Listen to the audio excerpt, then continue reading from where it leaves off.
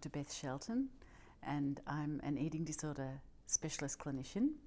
I work for the Victorian Centre of Excellence in Eating Disorders, helping clinicians in the mental health sector with complex cases and with sort of developing their services to deliver eating disorder services, and also training in eating disorder models. And I also work with people with eating disorders myself. I have a private practice.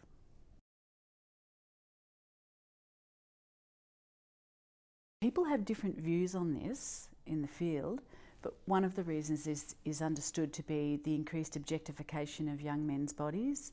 So we have a different kind of social culture now in relation to young men and their bodies. So we have many, many more idealised images of men, and there's a strong ideal for men's bodies, which is a lean, muscular ideal. And some people say that's always been there, but it's much more visually present, I think, than it ever was before. And it seems that our young men are feeling much, much more pressure to adhere to that kind of lean, muscular ideal, and they're aware of that ideal from when they're quite young, our research is showing us. So boys of 4 or 5 are already aware about weight stigma and about weight control practices and things like that.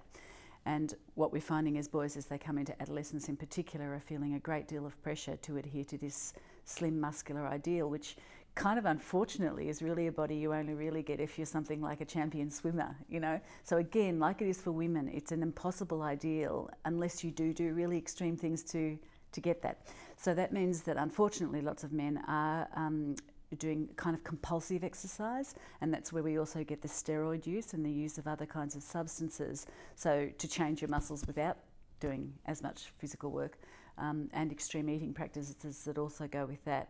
So there's an area called, it's sometimes popularly called sort of bigorexia, but in the literature it's called muscle dysmorphia, and it's understood as an obsessive disorder, which is like an eating disorder, but it's more that kind of pattern of extreme exercise with steroid use, which is very dangerous, both physically and mentally for young men, and being stuck in that sort of cycle in a way that is really injurious. So that's kind of a new idea, a new condition. But men and young men also get anorexia, they also get bulimia, and they also get binge eating. And unfortunately it's harder for them, they feel it's harder for them to seek help, and they are much less likely to get effective help, and they're less likely to get an accurate diagnosis if they do help seek.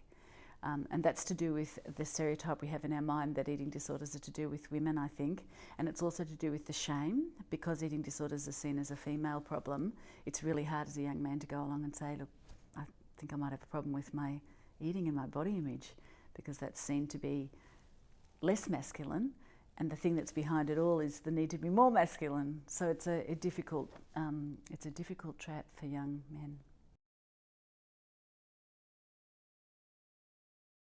Many, or maybe even most boys, might go through a period where they work on their muscles and they are exercising more consciously, and maybe they're changing their eating a little bit.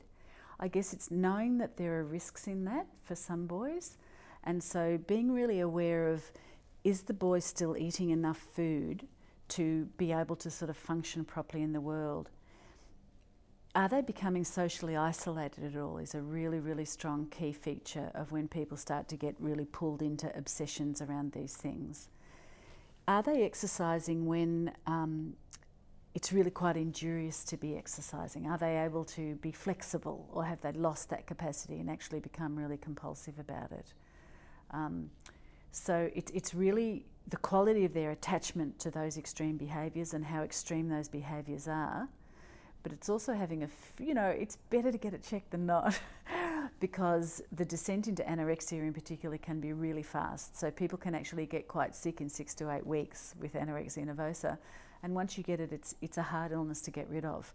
So while not being paranoid about it, people should be highly attentive even when their child goes into one of these periods where they're changing their relationship with food and their body.